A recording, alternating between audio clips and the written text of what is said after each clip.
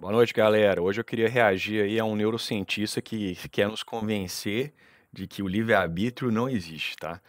Então, sem mais delongas, vamos já assistir direto isso daí, porque para qualquer pessoa com um mínimo de sanidade, essa afirmação parece absurda, né? Então vamos ver como é que ele vai nos convencer aí dessa absurdidade.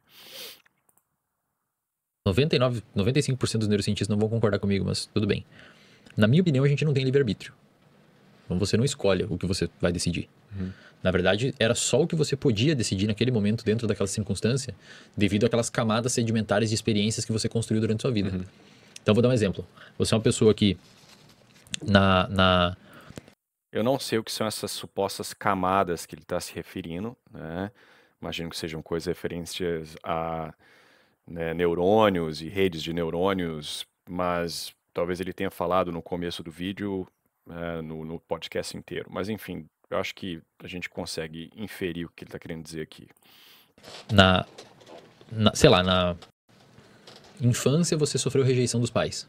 Então você formou no seu cérebro uma camada ali de rejeição paterna. No ensino fundamental, você sofreu bullying. Tá me dando agonia esse assunto. Então você sofreu bullying no ensino fundamental e você formou outra camada de rejeição. Os neurônios atualizam. E você responde ao mundo frente à luz daquilo que você viveu. Eu espero que as pessoas tenham honestidade intelectual para tentar pelo menos prestar atenção no que eu estou explicando agora e não tirar conclusões. Tirar conclusões em cima Tá bom, nós vamos ter honestidade intelectual. Vamos escutar o argumento dele. de um fato, né? de um negócio. Não, mas em cima de uma pouca, pelo menos nem se preocuparam em entender, sabe? Sim. Tipo, se for tirar uma conclusão contrária à minha, pelo menos tenta entender o que eu vou falar. Então você formou duas redes neuronais de engrama que estão determinando o seu comportamento. No ensino médio, você começou a namorar. Isso aqui é importante, ó. Se ele tivesse falado influenciando o comportamento, ou influenciando depende de como você vai definir o comportamento, mas afetando as suas paixões presentes, tudo bem. Mas veja que ele usou o termo determina o seu comportamento.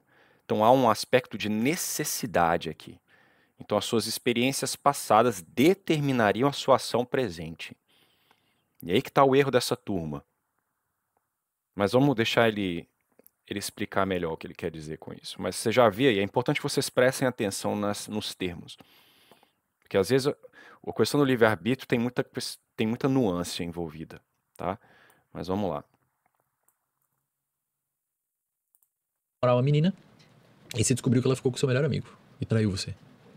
Então já são 3 itens que lembram... E ele não teve culpa nenhum dos 3. Não é isso que eu tô Não é dizendo. Eu tô dizendo assim, é o terceiro item no seu cérebro, no seu desenvolvimento, que tem a ver com rejeição e trauma relacionado a confiar em alguém. Aí no seu trabalho, na sua faculdade, riram de você quando você apresentou um trabalho e você não conseguiu entrar em nenhum grupo pra fazer festa e sair no bar e tal. Então um quarto item na sua camada do cérebro que você desenvolveu relacionado a não confiar nas pessoas. No seu trabalho, muitas vezes, você começou a se aproximar de uma pessoa, de uma mulher, e essa mulher lembra alguém lá do seu passado, que você muitas vezes nem percebe que ela lembra, e ela te chama pra sair.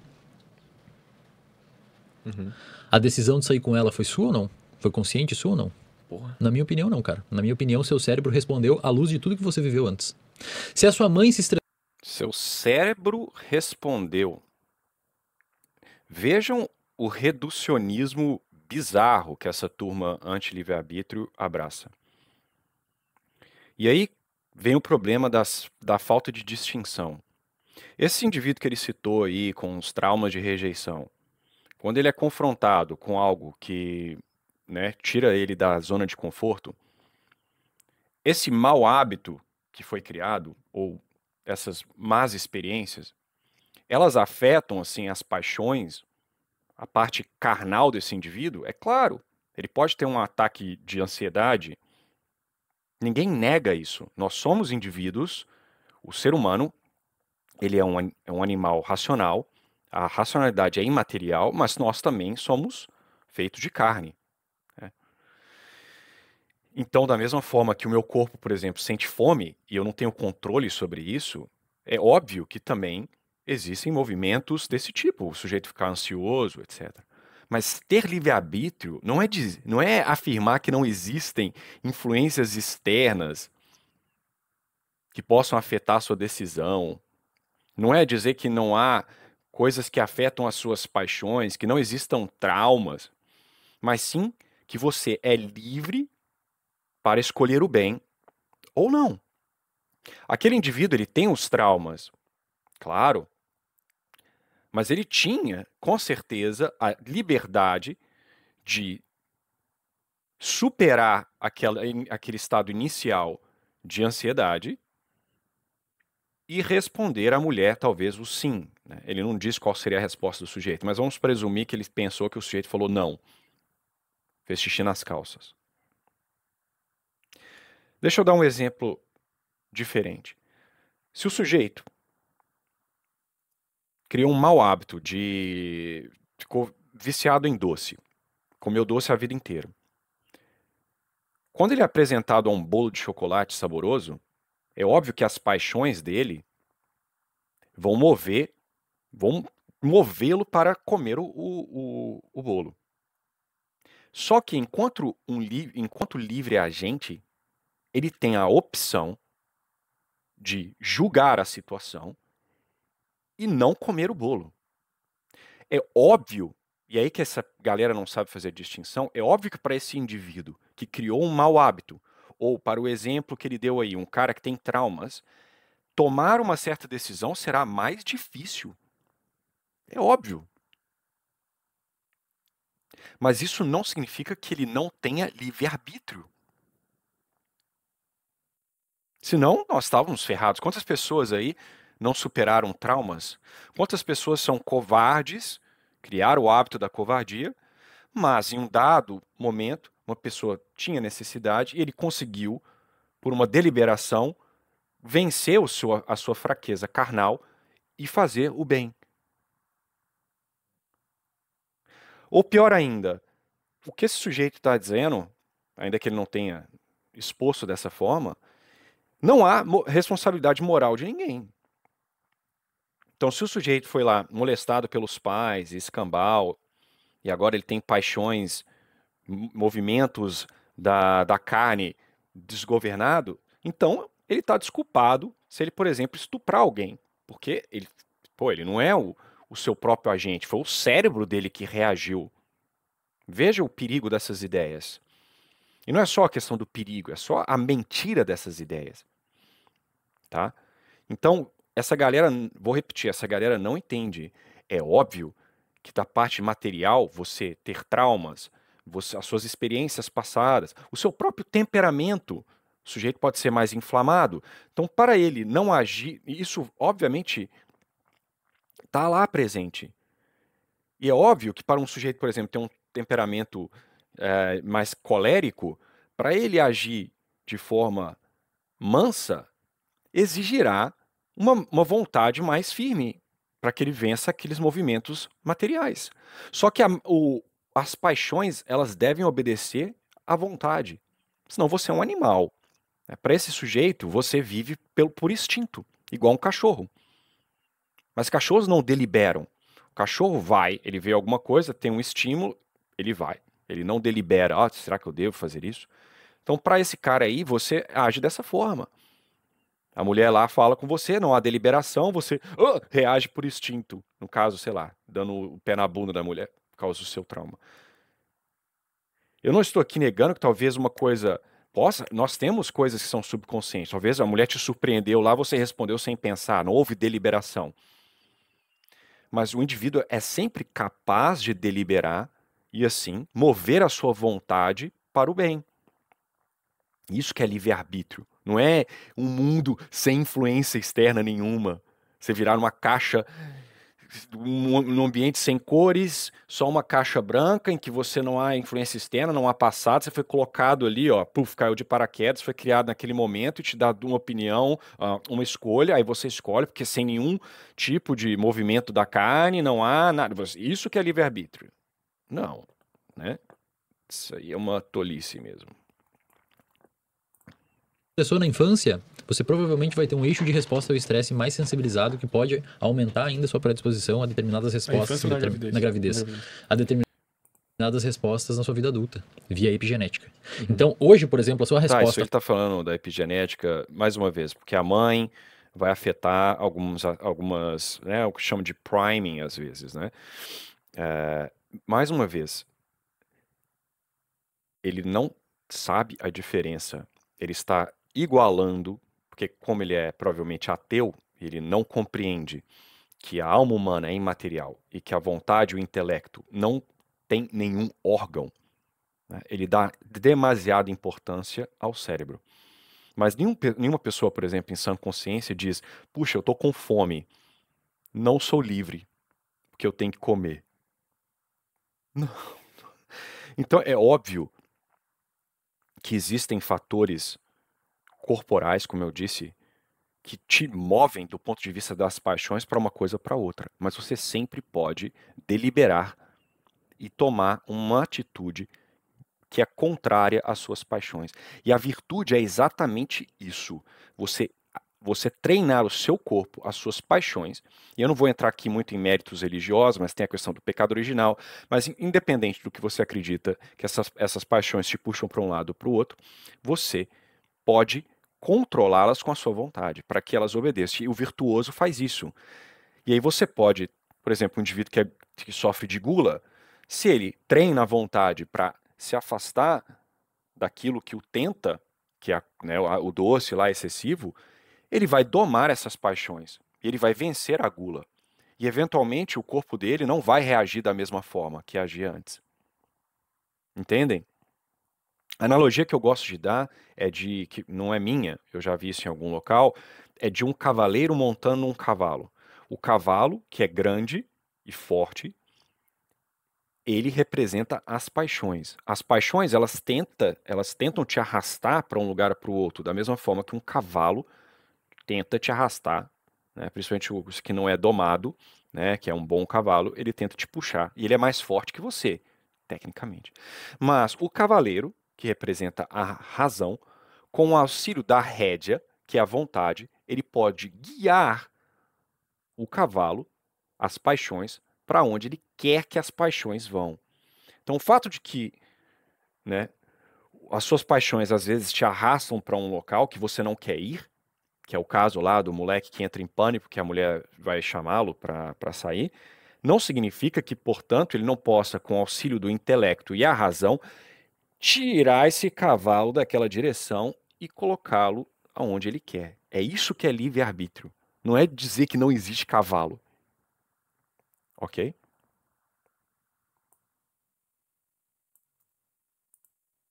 Da frustração, um término de namoro, um podcast que flopou, a sua resposta emocional à frustração hoje é influenciada por um evento traumático que a E sua vai mãe teve influenciar enquanto outros você fatores tava também, né? na barriga dela. Cara, mas isso que tu tá falando, velho, me dá uma agonia tremenda, velho. Tipo, de não me sentir livre no É que assim, ó, certeza. Te dá uma agonia porque é uma bobagem enorme. E a mentira, né, a falsidade, ela causa aversão. Mais uma vez, é óbvio que as coisas do passado influenciam. O que esse neurocientista está nos dizendo de novo? É claro que se eu afogar 3 vezes, eu vou ter uma reação negativa em relação à água. Isso é fora do meu controle. Mas eu posso vencer essa reação negativa, que é material, com a minha vontade. Eu tenho a opção de enfrentar aquilo, domar a paixão. É isso que é livre-arbítrio. Não é dizer que você é imune a influências externas, não, meu amigo. Mas enfim. Pelo visto, eu vou acabar me repetindo 1 milhão de vezes nesse vídeo, né? o livre-arbítrio, pensa assim, ó. Qualquer neurônio do seu cérebro vai disparar frente a um estímulo que ele recebeu. Não existe um neurônio que dispara sozinho. Tipo, o neurônio decidiu disparar um potencial de ação, que é um estímulo elétrico, uma sinapse, e ele simplesmente decidiu, vou ligar aqui. Não existe isso. O seu neurônio ele só vai disparar à luz de uma informação sensorial que ele recebeu do ambiente. O seu cérebro é uma bola de gosma, de carne, jogada dentro do ambiente, que recebe estímulos auditivos. Vou dar um exemplo. Bate um negócio lá fora e você olha. Foi da sua decisão olhar? Você só Meu olhou, Deus cara. do céu. É isso que falta o estudo da filosofia, a falta do estudo da filosofia entre os cientistas, né? Primeiro, esse cara não acredita que ele é um pedaço o cérebro dele é um pedaço de gosma que está jogado ao ambiente. E veja mais uma vez, a falsa generalização, isso é uma falácia. Sim, o exemplo que ele deu. Eu não escolho reagir a um barulho alto. Agora, por que existem coisas que são subconscientes ou reações, né, que você não delibera? Isso não, por si só, não elimina o fato de que não existe livre-arbítrio. Isso é uma falsa generalização. Ele está reduzindo todos os comportamentos humanos a coisas materiais, a neurônios disparando. Ele é um reducionista. Ele é um fisicalista.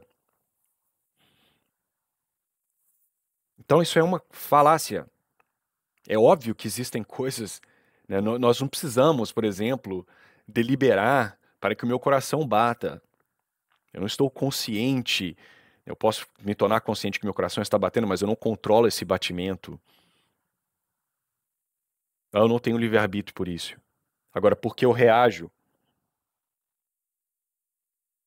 Meu corpo reage. Não é nem o cérebro, é o corpo que reage. Então, quando eu sinto cosquinhas, que alguém faz coscas em mim, eu também não escolhi ter aquilo. Agora eu não tenho livre-arbítrio por causa disso. Olha, é um non-sector ridículo, tá? Isso é falta de filosofia, isso daí. O seu neurônio interpretou isso, avisou o tálamo, informou os músculos do pescoço e você jogou a sua atenção pra lá. Não foi decisão sua. Mas isso é perigoso falar isso, velho. É muito perigoso. Porque aí seria o que, Por que que a gente perigoso? vai... Porque, cara, se ninguém tem culpa de nada, Tu fala, todo mundo vai te fazer o que quiser. Tu mata, tu rouba. Entendeu? Mas pensa assim comigo, vou te dar um exemplo. Não, não pode fazer o que quiser, meu amigo, porque se ninguém tem culpa de nada, ele é só uma carne jogada, então ele não pode fazer o que ele quiser, porque querer algo envolve a vontade, envolve deliberar, eu quero aquilo. Então isso é uma contradição. Ou você quer coisas e escolhe fazê-las, ou você é um robô. É um produto do acaso evolucionista, você é simplesmente uma máquina, uma carne jogada no espaço, como você disse aí, né, num ambiente, e você só reage. Você não quer nada. Você não escolhe nada. Mas vamos lá.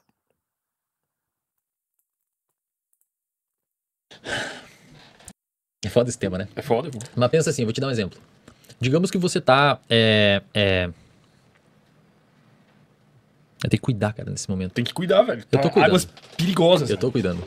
Digamos que você tá num hospital com um Fala familiar. como se fosse uma coisa nova, né? A ideia de falta de livre-arbítrio, como se ele estivesse nos dizendo algo que nunca foi discutido antes, né? Enfim, é a discussão uma das mais antigas aí que existe, né?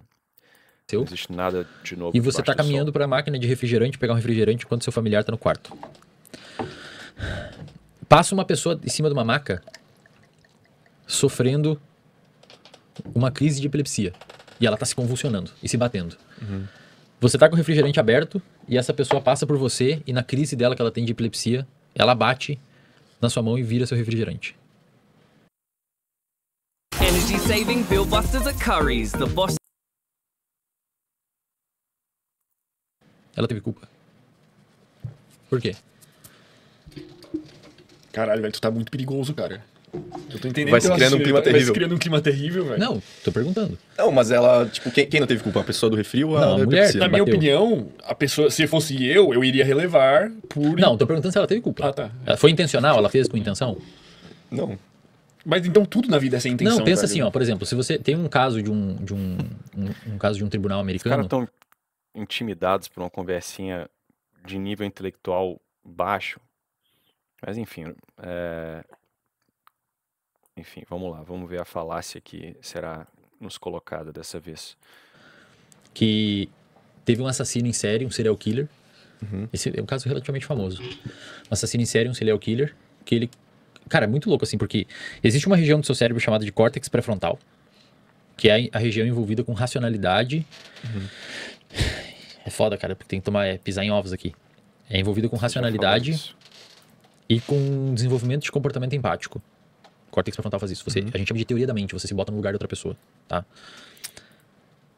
Uma coisa é você ter uma baixa atividade do córtex pré-frontal. Por exemplo, você pode ter uma lesão no seu córtex pré-frontal e não desenvolver necessariamente um tipo de comportamento agressivo, por exemplo. Isso já tem explicado na literatura. Tem pessoas que têm baixo metabolismo no córtex pré-frontal e não desenvolvem agressividade, por exemplo.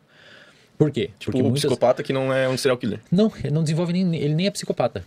Na realidade, é uma pessoa que muitas vezes... Tá. Essa conversa, ela não caminha, né, basicamente. Mas, vamos lá. Eu já sei o que ele vai falar, né? Então, o psicopata lá, por exemplo, tem a amígdala danificada, ou o córtex pré-frontal danificado, ele não tem empatia, etc. Mais uma vez, veja o problema aqui desse sujeito. Ele vai pegar dois elementos, né, dois exemplos de um defeito. Você tá discutindo, primeiro, um ataque epiléptico, que o indivíduo, obviamente, ele não está em controle da sua vontade, né? Ele está tendo uma crise epiléptica, e você está usando isso de exemplo contra livre-arbítrio.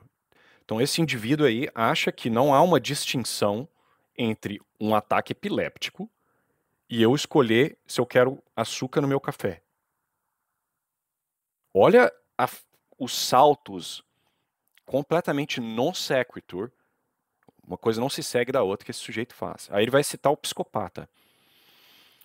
É óbvio que em determinados casos a sua vontade pode ser afetada, ou a sua capacidade de escolher o bem, ela pode ser afetada por coisas que estão fora do seu controle. Por exemplo, o indivíduo que está num estado depressivo, feroz, porque nós não somos anjos, tá? Nós não somos puro espírito, que não tem uma influência, zero influência de matéria, porque nós não temos matéria. Não, nós temos matéria.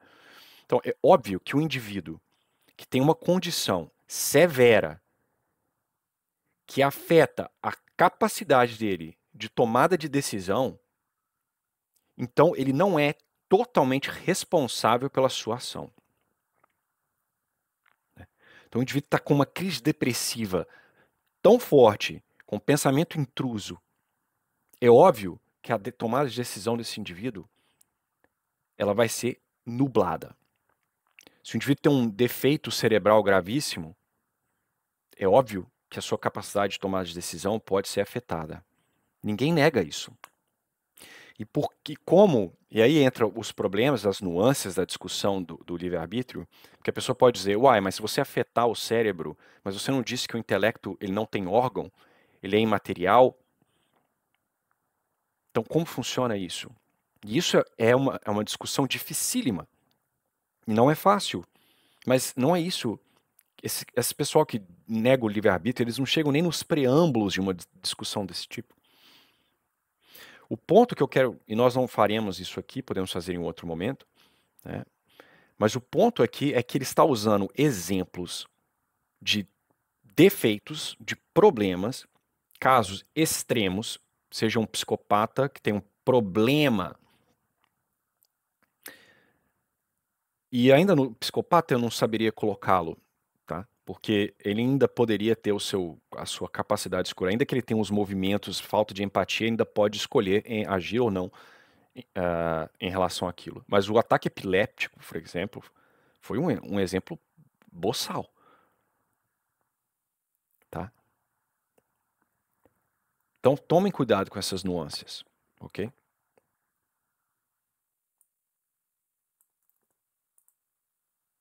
Teve uma maturidade ou uma lesão no córtex pré-frontal na infância, mas teve cuidado, teve mãe, teve pai que cuidaram, que não sei o quê.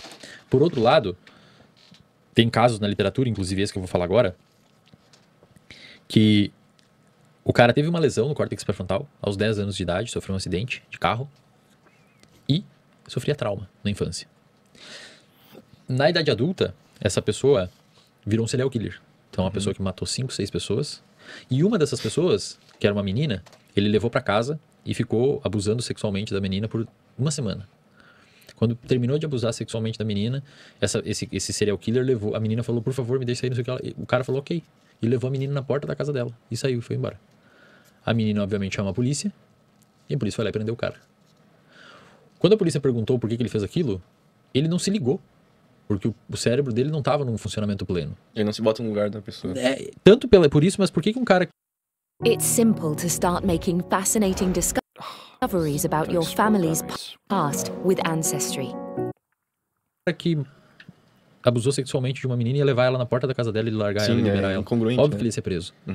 Então você tem uma baixa atividade no seu cérebro em regiões específicas que fazem desde você ter um comportamento brutal desses até se entregar pra polícia sem querer. Até tu ter esse epilepsia. E cara, quando você vai ver, é fruto da atividade de um cérebro. Então, na minha opinião, teoricamente, por exemplo, uma pessoa que tem uma lesão no córtex pré-frontal, que é envolvido com, por exemplo, tem um caso na neurociência chamado de Phineas Gage. É um caso bem famoso. Phineas... Mais uma vez, é o mesmo ponto, galera, como eu havia dito, né? Você é espírito e matéria. Ninguém nega que a sua capacidade de decisão ela será afetada se o seu cérebro está totalmente danificado. Uma pessoa com demência, ela não terá... você não pode responsabilizar um indivíduo com demência por uma ação que ele não teve a possibilidade de escolha. Só que daí você generalizar a partir de casos como este, de dano, de problema, e dizer que, de forma geral, que o homem não tem livre-arbítrio, isso é uma falsa generalização. Entende? É exatamente isso. A galera reducionista, elas perdem a noção holística do homem. Nós somos uma substância. Nós tendemos a um certo fim. Então, porque eles perdem essa noção holística, eles tentam reduzir o homem às suas partes. E eles confundem. Porque em alguns momentos há uma questão de necessidade material. Então, portanto, o homem é totalmente material. Ou porque quando uma parte material é afetada, algum aspecto da nossa tomada de decisão é afetada, portanto, nós somos nosso cérebro, etc.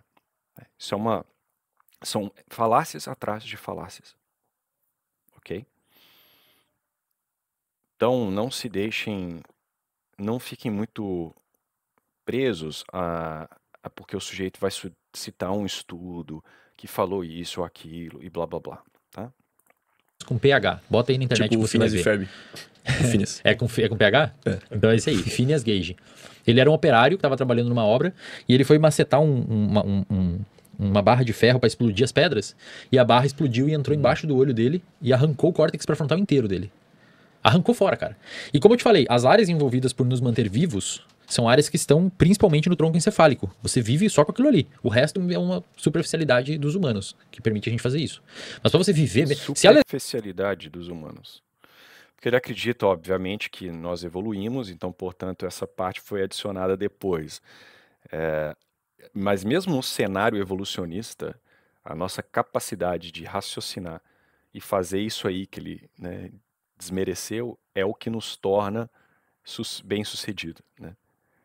Porque do ponto de vista anatômico, nós somos fracos. Se você não tivesse intelecto, tivesse lá na savana de 4, com o corpo que você tem hoje, você seria morto em pouquíssimo tempo. O que nos distingue dos outros animais é a nossa inteligência, né?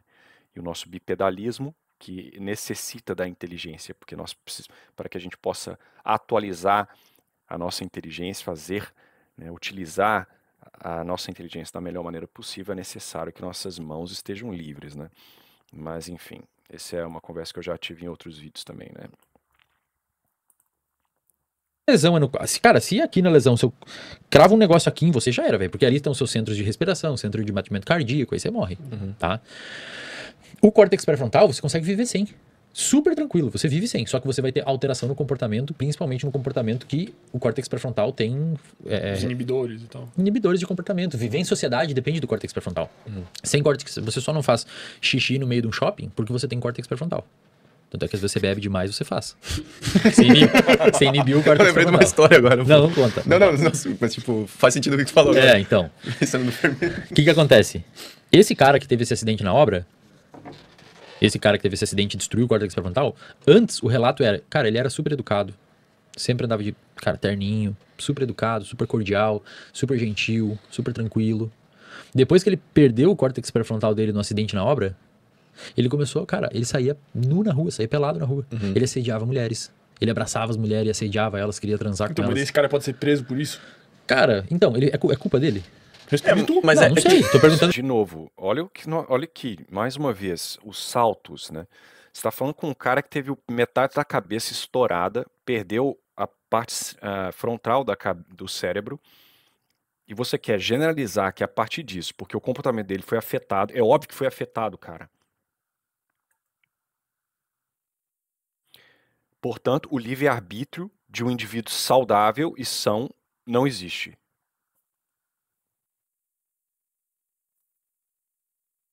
Não é preciso ser PhD em neurociência para entender o problema aqui.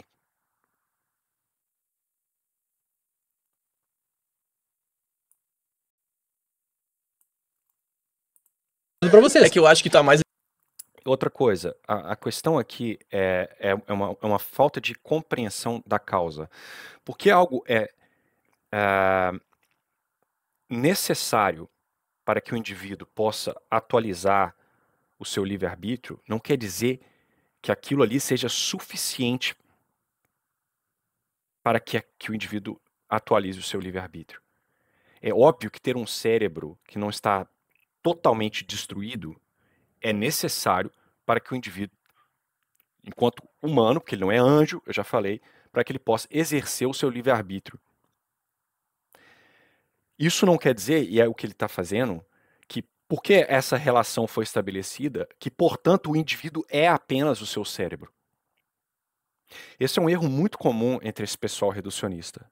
Por exemplo, tem essa noção na genética, de, por exemplo, você quer saber o que um gene faz, você faz um knockout. Você silencia o gene para ver o que acontece com o organismo quando aquele gene ele é nocauteado. E aí você tem um efeito. E aí, erroneamente, as pessoas tendem a achar que aquele efeito, uma vez que ele desaparece com o nocauteamento do gene, que ele é causado diretamente pelo gene, que há uma relação direta de causa entre o gene e o efeito, que sumiu. Só que isso não se segue, porque o gene ele interage com muitas coisas. Você tem uma gene network, uma rede de genes, por exemplo. Você tem fatores epigenéticos envolvidos. Você tem todo o aspecto celular. Então, o gene nocauteado, ele é necessário para gerar o efeito. Mas ele não é suficiente, não é ele apenas que causa o efeito. Entende? Não é um bloquinho, ele causa aquilo. Não, há todo um fator causal, várias causas envolvidas naquele fenótipo que a gente chama. Mas nocautear o gene tem um efeito cascada que vai afetar outras coisas e afetar o fenótipo.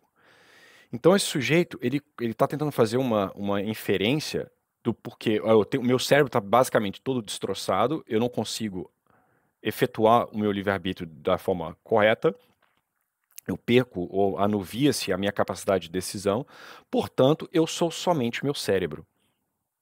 Entendem a falácia aqui? Essas coisas são... Por isso que pega a gente. Porque tem alguns aspectos que são nuances. Entendeu? Mas mesmo esse indivíduo aí, e teria que ver, eu não sou médico, teria que ver se ele ainda tem se esse indivíduo ainda tem suficiente capacidade de escolher o bem. Né? Ele deu um exemplo extremamente severo de um indivíduo que teve toda a parte frontal do cérebro destruída. Mas teria ele a condição de não agir com aqueles novos impulsos e não assediar as meninas? Não sabemos. O fato é que, obviamente, a culpabilidade desse indivíduo ela é muito menor do que um indivíduo dotado de todas as suas faculdades, que delibera sobre o assunto e ele resolve fazê-lo assim mesmo. São coisas diferentes, entendeu? Mas eu tô me repetindo demais, porque é basicamente o mesmo argumento, com muitos exemplos, todos eles de problemas e defeitos, né? Mas enfim. Ligado à parte da impunidade, né? Tipo, se não prender esse cara, não vão poder prender ninguém. Não, eu não digo que não e é às pra vezes os pre- motivos são Eu diferentes. não digo que não é pra prender esse cara. Sim, Senão acaba a sociedade. Não, não digo que não é pra prender ele. Eu não digo que não é pra fazer. Não tô falando nada, velho. Eu só tô Sim. falando o que a neurociência Só tá fala. expondo fatos. Se fodam aí, concluam o que vocês quiserem. Eu não vou concluir Eu só nada, tô nem expondo respondo fatos. mais aqui. Agora me pergunta, é culpa do cara? Ele não tem... Imagina assim, seria o equivalente a você chegar pra um diabético tipo 1. Ou um cachorro, sei lá. Não, ou você chega pra um diabético tipo 1. Cara, é sua culpa que seu pâncreas não tá produzindo insulina. Cara, o sistema imunológico dele atacou as células. Ele não tem aquelas células que produzem insulina. Não é De culpa novo, dele que não tá... olha as comparações esdrúxulas, meu. O que tem a ver o sujeito não ter um problema, mais uma vez, um problema fisiológico? Ele não consegue produzir insulina com um indivíduo que quer ou não quer açúcar no café dele, cara. Olha a falsa generalização, porque tem algumas coisas no corpo humano que não dependem da sua deliberação e escolha, não quer dizer que você não tenha livre-arbítrio de forma geral. Ups, eu tive livre-arbítrio para matar esse pernilongo agora, por exemplo. Eu poderia não ter feito isso, mas fiz. tá produzindo Cara, mas insulina. então, mas aí tu chega num ponto, cara, que se tu extremalizar essa situação, chega num ponto que ninguém tem culpa de nada, cara. Eu sei, cara, eu sei, mas eu Porque não... tu vai chegar no Por isso é ponto, tão pô, que tu perigoso. tá bem sucedido, blá blá blá blá, por causa do teu cérebro é daquele jeito, não Cara, teria como ser diferente, velho. Mas não teria, cara. Tá, Mas aí acabou o livre-arbítrio. Então, nessa parte Mas do não tem livre-arbítrio. livre-arbítrio, cara. Você é o que você é hoje e você não tinha outra opção. Sim, mas assim, isso tudo é construído. Outra opção. Então, pera, eu era um viciado em pornografia. Eu era, né, eu saía com, enfim, não vou dar detalhes, isso é muito imodéstia, mas enfim, eu tinha 1 milhão de problemas e eu não tive escolha para virar minha vida de cabeça para baixo. O que exatamente, como que funciona isso então? Como que o sujeito vence um vício, por exemplo? Se ele é simplesmente um fenômeno aí do seu passado, então ele está viciado para sempre. Então ele não é capaz, com sua deliberação, de escolher um bem que neste momento ele tem dificuldade de alcançar. O que moveu esse indivíduo a corrigir a sua própria vida? O que move o indivíduo que sofreu traumas na infância a combater aqueles traumas para que ele tenha uma vida, uma qualidade de vida melhor? Olha as loucuras que leva a esse tipo de falsidade, né? Enfim. No Só que sabe o que é passado. foda? Existe um cara chamado Daniel Gazzaniga, que é um psicólogo, que ele tem um livro chamado Who is in Charge? Quem que manda na porra toda? Quem tá no comando? Que é um livro sobre livre-arbítrio. E nesse livro ele trata, primeiro, se existe ou não livre-arbítrio. Ele concorda comigo. Na verdade, eu concordo com ele. E ele fala assim... Só que ele fala isso. E aí, cara, ele meio que fala assim, cara, é uma conclusão que a gente chega, mas a gente não pode viver à luz dessa verdade. Sim. É o que ele fala. Por isso não. Porque senão vai dar Ou merda. tu se mata ou dá merda. Ou tu Ele mata fala, alguém. cara, não vive à luz dessa verdade. E assim, eu digo pra galera, esse é um tema que 95% das pessoas que estão aqui ouvindo não estão preparadas pra conversar. Eu não tava, velho. Não estão preparados. Veja a prepotência, né? Então, ele, em sua... Eu sei porque eu já defendi essa ideia, tá? Quando eu era ateu, eu também me achava um gênio, porque eu acreditava não ter livre-arbítrio, né? Então, veja ali a prepotência. Ele está entre os 5% que está preparado para discutir. Não só isso, ele vai te ensinar isso, né? E o resto dos 95% que observam a absurdidade de algo que é o senso comum de qualquer pessoa sã sabe que é uma mentira, eles simplesmente são fracos, eles não estão preparados para discutir isso. Veja, né? E o que o cara anterior do livro fala já te mostra, né, a falsidade dessas coisas. A verdade, ela liberta, ela ilumina. Se esse cara não consegue viver conforme o que ele acredita ser a verdade, ele não consegue aplicar aquela verdade na realidade, então você já vê que é uma falsidade. Né? Porque isso não é simplesmente uma questão, eu descobri o segredo da Mariazinha e eu acho melhor não comunicar. Isso é algo que tem ramificações para toda a realidade do sujeito ali. É como ele enxerga o mundo de uma forma geral. Isso vai afetar o básico de moralidade, de identidade, e esse indivíduo não vai viver a vida conforme essa descoberta que ele fez. Essa descoberta dele não informará em nenhum momento o seu comportamento. Então você já pode ficar suspeito de que aí há uma falsidade. Ou que essa galera é um bando de hipócrita. É o que eu falei. Esse cara escolheu ir no podcast. Eu tenho certeza que quando ele sai de casa, ele vai lá tomar o cafezinho dele, ele escolhe qual que ele quer. Se vai ser o flat white ou o cappuccino. Você tá entendendo? Ele não faz uma deliberação lá com a barista, sei lá. Ei, eu não tô escolhendo, tá? É o meu cérebro. Então eu vou ficar aqui, ó. Eu não tô no comando, cara. Pergunta pro meu cérebro, eu vou ficar aqui. É o flat white. Você tá entendendo? Então, o negócio é meio patético, na verdade. Mas enfim, vamos lá. Cara, essa conversa não rende. Mas a questão é que, biologicamente falando, o livre-arbítrio é uma região do cérebro que a gente ainda não encontrou. Tipo, a da tomada de decisão. Seria como você ter um homúnculo dentro do seu cérebro que decide o que você vai fazer do seu comportamento. Teria que ser uma região extracortical, que não sofre influência do ambiente. Quase como se fosse uma consciência não física. A galera que tá simulando nós aqui. Não, pera lá. Então, o livre-arbítrio não existia para ele. Agora ele tá dizendo que a gente não encontrou o livre-arbítrio ainda. Como é que funciona isso? E o cara tá chegando próximo da verdade. Você tá entendendo? Olha que coisa. Você viu o que ele falou ali? Então, o livre-arbítrio teria que ser algo não físico.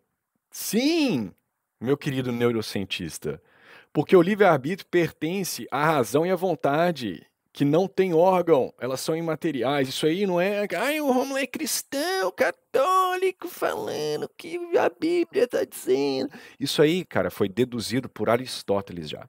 Platão também. Ok? A imaterialidade do intelecto humano já se sabia lá na Grécia. E por ser imaterial, ela subsiste em si mesma. Obviamente, para aqueles mais versados em filosofia, você precisa de Deus para infundir o ser, né? Para manter tudo em ser. Mas ela é uma substância e, portanto, sobrevive à morte. Mas nós não somos anjos, pela 4ª vez, ou 19ª vez que eu estou falando. Então, é óbvio que nós somos animais racionais. Nós temos a parte animal. Então, nós precisamos do nosso cérebro para, por exemplo, conhecer o mundo, porque todo conhecimento ele precisa passar primeiro pelos sentidos. Nós não somos anjos, não há conhecimento infuso. Então você precisa primeiro olhar o mundo, conhecer as coisas, ela tem que passar pelo sentido, tem que formar os fantasmas na parte material do corpo, e aí o seu intelecto ele vai, né, abstrair os universais. Então é necessário que haja um cérebro, porque nós precisamos desse aspecto para, propriamente, que as partes do intelecto possam operar. Mas elas não dependem em si mesmas do intelecto. Do ponto de vista de subsistência. Mas vamos ver, às vezes ele vai virar católico até o final do podcast, se ele ficar pensando demais. Vamos ver. Como videogame. Cara, teria que ter um homúnculo dentro do seu cérebro que decide que eventualmente você vai fazer alguma coisa. Na realidade, você está respondendo aos circuitos neuronais que você formou na sua vida e interagindo com o mundo à luz deles. É tipo o filme lá, pô, aquele Bandersnatch. É Bandersnatch. do... Tu já assistiu? Não Não. conheço. É um filme da Netflix. Não, mas é que tem a série, né? Que Ah, tem a série, mas o filme... Não. O mesmo produtor, sei lá, aquela série famosa que eu esqueci o nome, que é tipo umas paradas bizarras, futurísticas. Black Mirror. Black Mirror. Black é. Mirror, É, Mas, é cara, o filme não, do Black mas Mirror, como se fosse. A série é tipo assim, quando tu vai assistir o filme, tu toma a decisão do que acontece com o personagem, velho. Tipo, o personagem chega numa determinada situação que tem uma droga na mão dele.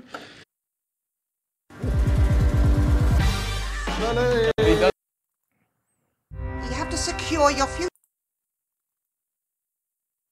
E daí aparece um menu e tu seleciona, velho. E se tu toma essa decisão, o filme continua dali. Velho, assiste esse filme, tu vai curtir pra Mas- caralho. Tu toma várias decisões, assim. Mas não é um negócio meio paradoxal, tipo assim, tu falou, né? Conforme as experiências do passado, vai moldar a decisão que tu toma hoje. Mas não teve algum momento no teu passado que tu não tinha nada, tipo assim, tu sempre foi um bebê com a cabeça, o cérebro, sei lá, sem pensar em nada, e em algum momento tu tomou uma decisão. Cara, eu vou te dar um exemplo. Por exemplo, por que um bebê pega Por exemplo, você pega um bebezinho e bota ele perto de um macaco quebrando um coco numa pedra. E o bebezinho vai fazer a mesma coisa. Porque ele tem neurônios espelhos no cérebro dele que vão imitar aquele comportamento. Não sei se foi decisão dele fazer aquilo. Então, sei lá. Nossa, olha, de novo, com os exemplos lixo, né? Você vai pegar um bebê que ainda nem atingiu a idade da razão para fazer uma generalização de novo sobre livre-arbítrio. Esse homem não nos deu nenhuma razão para acreditar que o indivíduo são, adulto, que não tem um cérebro estourado, é incapaz de tomar uma decisão. O único exemplo de um indivíduo relativamente são que ele deu foi o primeiro exemplo lá, do cara que teve os traumazinhos lá de rejeição, que para ele é um sujeito tão sojado que não consegue nem conversar com uma mulher, porque ele é tão traumatizado que ele é um produto do passado dele lá, das experiências traumáticas, e é impossível esse indivíduo vencer aí as suas disposições passionais, né? Foi esse o único exemplo. O resto foi tudo o bebê que ainda não atingiu a idade da razão, sujeito com o cérebro estourado. Olha as noções. Eu achei que ele estava começando a falar coisa interessante, que é o reconhecimento de que tem que haver um aspecto imaterial para governar essas paixões que realmente elas não estão sob o nosso controle, né? No sentido de que elas vêm. Da mesma forma, eu não controlo, às vezes, algumas coisas que aparecem na minha cabeça. Mas você pode, por exemplo, não se deleitar com elas, por exemplo. Eu estou pensando aqui no caso do meu vício anterior com pornografia e mulheres. É óbvio que eu criei imagens da minha memória que às vezes brotam. Eu não tenho controle disso, mas eu tenho o controle sobre a minha vontade de ou ignorar essas imagens ou me deleitar com elas. Então, é esse que é o problema desse sujeito. Ele faz uma generalização. Usando o meu exemplo. Porque tem imagens que brotam na minha cabeça que estão fora do meu controle, então eu não tenho controle de nada. Porque alguns aspectos, um cérebro relativamente são é necessário para que o indivíduo possa operar com o seu intelecto de forma apropriada, logo ele é simplesmente o seu cérebro. Vejo a falácia aí, de composição, de falsa generalização, é tanta falácia, mas enfim. Eu tô cansado já, meu. Tu vai trazendo Uma cada hora vez da mais pra manhã. longe, pra ancestralidade, pra educação, pra... Tipo, tem um lugar que desencadeou tudo isso. Tipo assim, ó, tu é assim... Porque Pensa tu... assim, ó, eu vou te dar um exemplo. Que é um exemplo de um pesquisador chamado Robert Sapolsky. Imagina que você tá andando na rua e acontece um acidente. Tá? Você tá na rua aqui na frente aqui. E, cara, deu uma explosão, deu uma merda, e você é um policial. Você tá paisano. Num dia que você foi na casa da sua namorada e vocês brigaram. No momento vocês que fecharam o pau lá, porque você falou alguma coisa aqui no podcast, deu uma briga em casa e você tava com a sua arma, e você falou pra ela, tchau, vou pra casa, vou lá pra minha casa dormir e a gente conversa depois. Vocês já estão brigando há muito tempo. E você sai dali, puto, com a sua arma, você tá paisano, armado sempre, mas não tá trabalhando. E deu uma explosão em algum lugar aí. E, cara, 3 meses atrás a sua mãe foi assaltada. E abusaram dela sexualmente. Da sua mãe. E na infância você apanhou pra caralho na escola. Te batiam pra caralho. Um tipo de pessoa específica. E nesse dia você já tava puto. Então você já tava com cortisol alto, noradrenalina alta, dopamina alta, você já tava ansioso, mais impulsivo, seu córtex pré-frontal tava relativamente desligado pelo excesso de glicocorticoides da briga com a menina. Você tava puto. E você já vinha com uma neuroplasticidade de meses atrás que a sua mãe foi abusada sexualmente. Nós Deixa eu falar, deixa eu falar. águas muito deixa eu mais falar, perigosas deixa eu agora, falar, deixa eu velho. falar. Eu sei as águas. Você tava com uma neuroplasticidade induzida porque sua mãe foi Você é abusada nervosinho, sexualmente. cara, Você- né? Ele se acha de... Deixa eu falar. Deve ter sido a neuroplasticidade que fez ele ficar agressivo dessa hora. E os exemplos dele são Os exemplos dele são tão extremos, ele tá apelando pra emoção, basicamente. É outra falácia dele.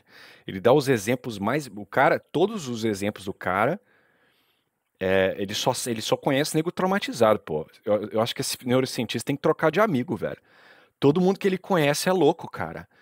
É todo mundo abusado, é todo mundo que tá em estado de temperamental, é explosão que tá acontecendo, aí o sujeito que parece com o estuprador da mãe dele aparece, ele vai falar o quê? Que é o sujeito que vai puxar a arma e vai matar o cara porque ele parece com o cara que estuprou a mãe dele, ele já tava nervoso. Mais uma vez, se isso é uma questão de necessidade, então todo policial, em todas as circunstâncias, que teve um passado similar, vai atirar, ou vai fazer, sei lá, o que ele vai descrever aí. Eu não assisti o vídeo.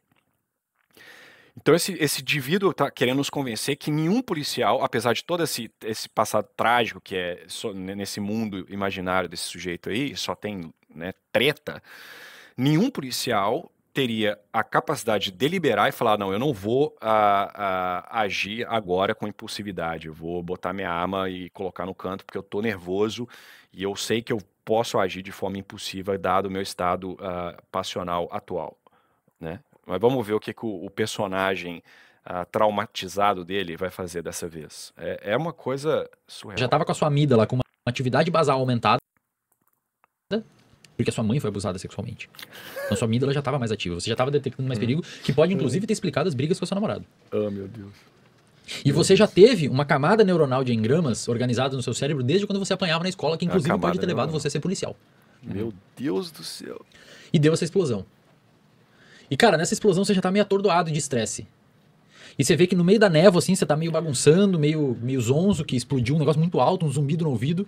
Você vê que tem um cara com capuz vindo na sua direção. E você vê que ele botou a mão no bolso dele. E você tira sua arma e mira pra ele.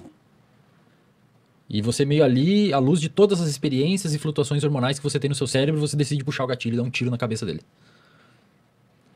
Cara, o movimento de puxar o gatilho é explicado desde quando você apanhou na escola. Meu Deus. Talvez... Velho, eu sinceramente já enchi o saco desse podcast. Então, para ser neurocientista, você tem que fazer o quê? Você tem que, basicamente, conhecer ou inventar gente com muito trauma. Aí você pega esses exemplos hipotéticos e você generaliza. Então você pega essas coisas malucas aí, né? Um cenário totalmente surreal. E eu tenho certeza que esse cenário já deve ter acontecido algumas vezes na história da humanidade. E algumas vezes o policial não atirou na cabeça do cara. Aí como que esse cara vai explicar? Aí, como o pensamento dele é circular, ele vai dizer, porque teve uma outra camada neuronal dele lá, em algum momento do passado dele, que fez ele não apertar o gatilho. Então veja que assim, a posição dele, ela não é testável. Tá? É uma historinha hipotética. E é isso que ele faz nesse podcast inteiro. Eu não vou assistir o resto, porque já deu, né? Eu não... Tá, é a mesma conversa, só mudando um exemplo cada vez mais absurdo do que o outro. Então vamos resumir esse negócio, que eu já tenho 53 minutos. Então, vamos lá. O livre-arbítrio, como ele quase chegou lá e depois voltou para a estupidez, ele reside na parte imaterial do homem, que é o intelecto, que vai deliberar, e a vontade, que vai movê-lo ao bem. Tá? Então, é óbvio, pela 19ª vez, que nós temos uma parte material, que temos paixões, que essas paixões podem ser influenciadas pelo contexto, que nós podemos criar hábitos ruins, traumas existem, isso vai tornar a sua decisão, a sua capacidade de tomar uma decisão correta mais difícil, mas potencialmente falando, você tem a capacidade de fazê-lo. Será apenas mais difícil. Tá? Um indivíduo que está viciado em doce, é mais difícil para ele não comer o bolo de chocolate inteiro do que um sujeito que não tem esse hábito. Mas ele tem a capacidade inerente de tomar a decisão. É óbvio que se o sujeito tomar um tiro de escopeta na cabeça Então, a capacidade de deliberação dele é afetada. E, portanto, ele tem menos ou não tem responsabilidade nenhuma por alguma de suas ações. Isso não invalida o livre-arbítrio de um indivíduo que não tomou um tiro na cabeça. Eu acho que isso não é difícil de vocês entenderem, né? E por que o indivíduo precisa de um cérebro relativamente são, e até não tanto, porque você pode, como ele mesmo falou, você pode cortar, às vezes, pedaços do cérebro do cara, ele vive normalmente, mostrando que a alma não reside no cérebro, exclusivamente falando, que você não é o seu cérebro. Mas esse indivíduo, ele tenta nos convencer de que porque um cérebro extremamente danificado acaba afetando a capacidade do indivíduo de deliberar e tomar uma decisão consciente, então, portanto, você nada mais é do que o seu cérebro. Isso não se segue. Isso é uma falácia. Ok? Então, eu peço que os senhores me perdoem por eu não assistir os últimos minutos, mas eu já estou ficando de saco cheio, e eu imagino que os senhores também, desses exemplozinhos hipotéticos e extremamente emotivos, né, que ele quer te convencer. Então é isso. Você tem livre-arbítrio, não se preocupe, tá? Você não é um robô, você não é um pacote, um cérebro jogado ao ambiente, mas sim, você tem que ser capaz de controlar aquele cavalo que eu havia mencionado. E você tem que criar a virtude. E a virtude exige esforço, da mesma forma que você precisa de esforço para criar músculos. E se você parar de se esforçar, você fica magro, você fica fraco. Então a vontade, ela precisa de ser treinada para desejar o bem com mais facilidade. A parte passional, para que você responda com mais prontidão. E eu nem entrei no aspecto, obviamente, da graça. Você precisa, né? Mas enfim, vamos deixar a coisa no aspecto biológico e filosófico apenas. Então é isso, galera. Perdi 1 hora da minha vida fazendo isso aqui, mas espero que sirva para vocês de uma forma ou de outra, tá? Então fiquem com Deus, tenham uma boa noite.